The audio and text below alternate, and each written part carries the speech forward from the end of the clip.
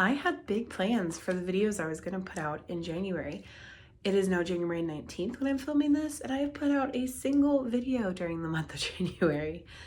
So right after I posted that video, I got possibly the worst head cold I think I've gotten in terms of how long it lasted. Got tested, everything was negative. They just said you have a really bad head cold. Great. Usually those last about a week. It is now 2 weeks since I got sick, and I am still, in case you can't hear it in my voice, I'm still on the tail end of it. So I wanted to get a video up, and hopefully over the next week, I'll be able to film a couple more videos and get those posted throughout the rest of January, and then hopefully be in a really good spot in February to post regular content again. So I appreciate those of you who stuck with me. If you're new here and this is the first video that you're seeing of mine, welcome.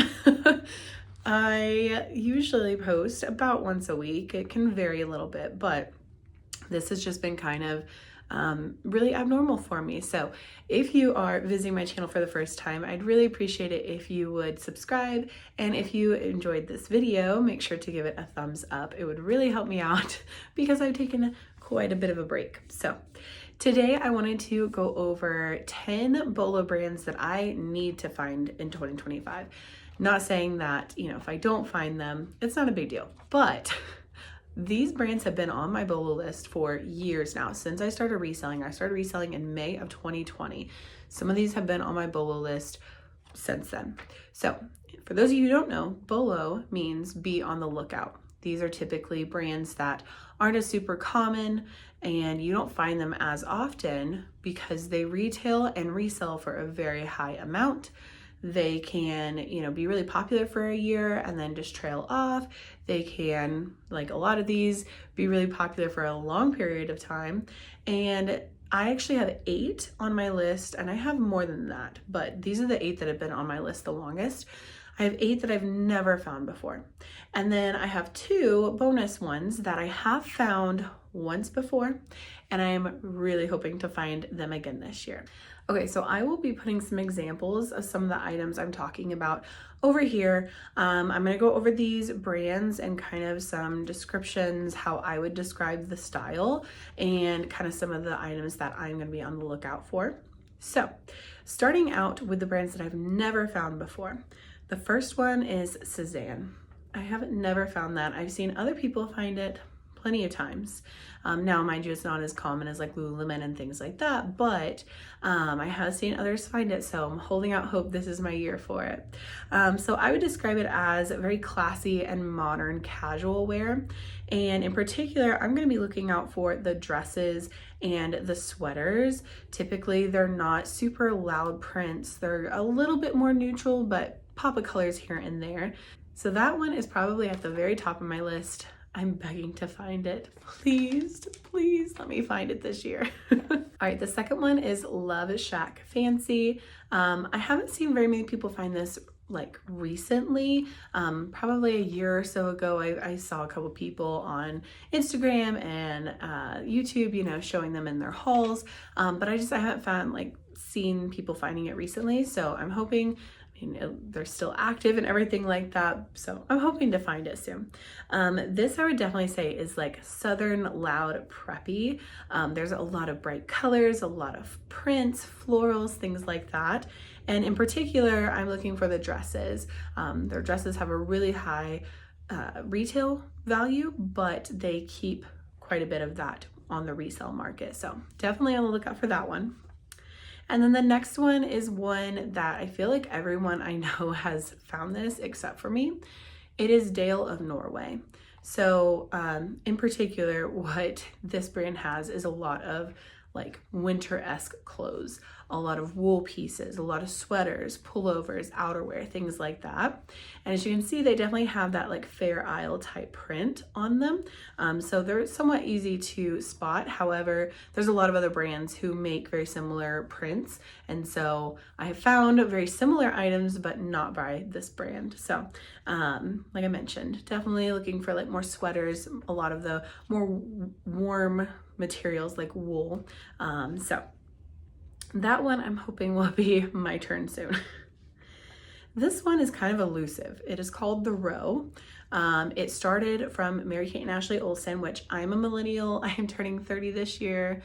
I don't know how I feel about it yet. We still have quite a few months until I hit 30, but Mary-Kate and Ashley Olsen was like the it actresses when I was younger, and so I've kind of followed them into like adulthood, and they actually started this brand, this clothing brand, after they kind of quit acting.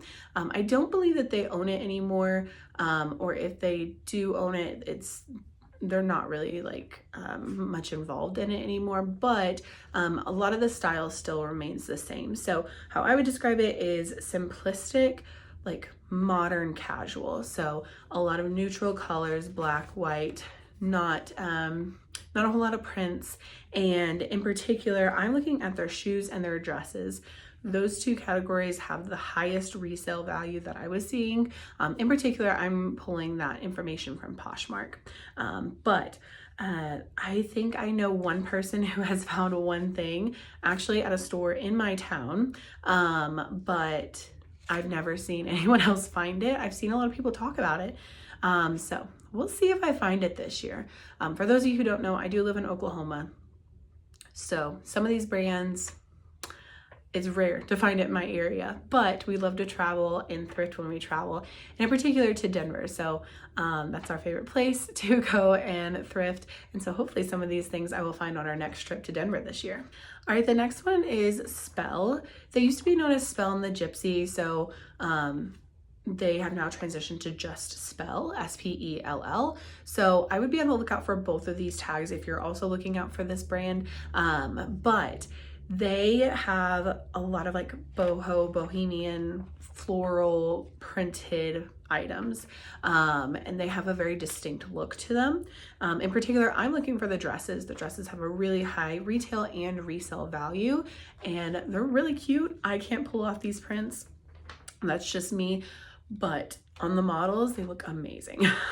All right, the next one is called Self-Portrait. I don't see many people talking about this one very often, but they're definitely more neutral but preppy. So a lot of like, I don't know, when I think of like Clueless, the movie, like kind of her style, but more neutral tones. And in particular, dresses is what I'm looking out for from this brand. Rachel Comey, I've heard a couple people talk about. I think it's a little bit more of a more mature brand, but they have neutral and simplistic styles to them. In particular, the sweaters and the outerwear kind of hold their value the most and resell for the most. They look really comfy and cozy, and same as the next brand as well. This one is Jenny Kane. I've heard a couple people talk about it, but not very many. But again, kind of that more casual style, comfy, you know, just casual clothing. Also in this brand, sweaters and outerwear is really where they kind of shine at. And so those are the items that I'm most looking from this brand. All right, these next two brands I have found only once. The first one is Magnolia Pearl. Now, I have found it once in the case of I found two items at one time, but I've only ever found it that time. We were at a bins location in South Carolina while we were on vacation, and I happened to see two items, and I'm sure there was more, but I only got these two items. I dug through that bin. I touched every piece of clothing in that bin probably 3 or 4 times before I said, you know what, I think I only got the 2 pieces, and that's okay. So they are very distinct, distressed, loud. Like, you would come across it and think, I think I need to throw this in the trash. Like, it looks like someone had like graffiti on it, and there's holes, and there's all sorts of things that look wrong with it, but that is just the style. I sold a pair of jeans for, I think it was over like $250. That was one of the things I had found, and these were distressed. They had holes. They like looked like they had been torn to shreds.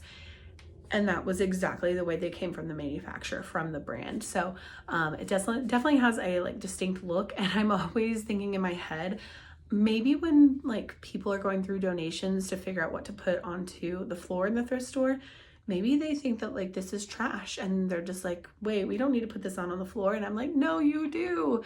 So I don't know. Let me know if you guys have found that brand or any of the other brands that I mentioned down below. But that is definitely one that I'm really hoping to find again this year. And then the second Bolo brand that I found once before, but I am hoping to find again in 2025 is Mara Hoffman. I actually found it for the first time last year, but it's definitely that printed Southern preppy style, and in particular dresses. I did find a dress last year. I believe it sold for like just over $100 on eBay, and it was a very simplistic print, but it was very adorable, and it was a little bit of a bigger size as well, which helped. But I'm looking forward to seeing what I can find. I, like I mentioned, have plenty more Bolo brands on my list, but those are definitely the ones that have been on the longest, or the ones that I am like really hoping to find this year.